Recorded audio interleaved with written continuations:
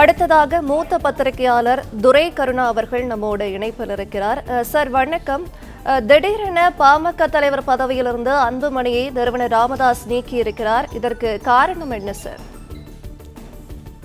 பாட்டாளி மக்கள் கட்சியை பொறுத்தளவில் அதனுடைய நிறுவன தலைவர் ராமதாஸ் தான் ஒரு உறுதிமிக்க தலைவராக எந்த முடிவெடுத்தாலும் அவர் மட்டுமே தான் அப்படிங்கிற நிலைப்பாடு இருந்தது.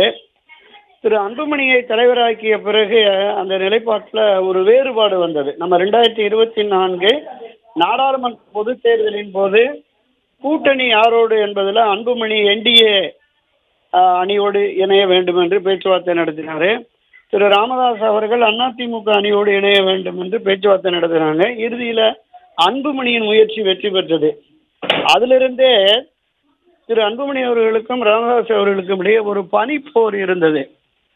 அதிகாரத்தை தன் பையன் கையில் எடுத்துக்கொண்டாரே என்கிற அந்த எண்ணமும் உணர்வும் அவருக்கு மேலோங்கியதன் விளைவாகத்தான் நம்ம பொதுக்குழு கூட்டத்திலே அவங்களுக்குள்ள நேரடி மோதல் ஏற்பட்டதை பார்த்தோம். பொதுவாக திரு ராமதாஸ் அவர்கள் இந்த பாமகவை தொடங்கிய பொழுது என்னுடைய குடும்பத்தைச் சேர்ந்த யாருமே அரசியலுக்கு வரமாட்டார்கள் அப்படின்னு சொன்னார். ஆனால் குடும்பத்திலிருந்து தன்னுடைய மகனை அரசியலுக்கு கொண்டு வந்தார். மருமகளை களத்தில் நிறுத்தினார். தன்னுடைய மகள் வயிற்று பேரனையும் அரசியலுக்கு கொண்டு வந்துட்டார். ஸோ இதனுடைய வெளிப்பாடு தான் இப்போ இந்த பிரச்சனைகளுக்கு மூல காரணம் அப்படின்னு நான் கருதுகிறேன்.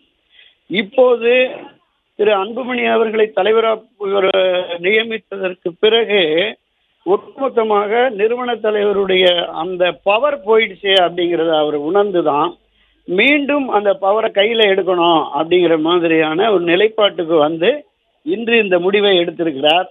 ஏற்கனவே ஜி.கே. மணி பல ஆண்டுகளாக தலைவராக இருந்தார். அவரை வெளியே அனுப்பிட்டு அவருக்குமே செயல் தலைவர்னு ஒரு பொறுப்பு. செயல் தலைவர் என்பது ஒரு டம்மி போஸ்ட் தான். நிறுவன தலைவர் தான் எல்லா முடிவுகளுமே எடுக்கிற சூழ்நிலையை அவர் உருவாக்கிட்டாரு.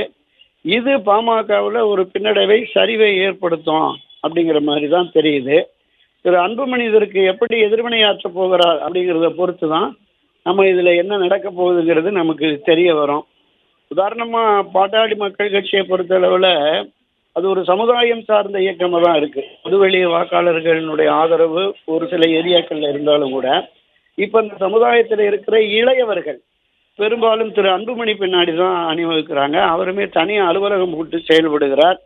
இந்த நேரத்தில் இந்த பிரச்சனையின் விளைவாக ஒரு பிரிவை பாமக சந்திக்குமோ அப்படிங்கிற ஒரு தோற்றம், பொதுவெளி தோற்றமும் இருக்கிறது.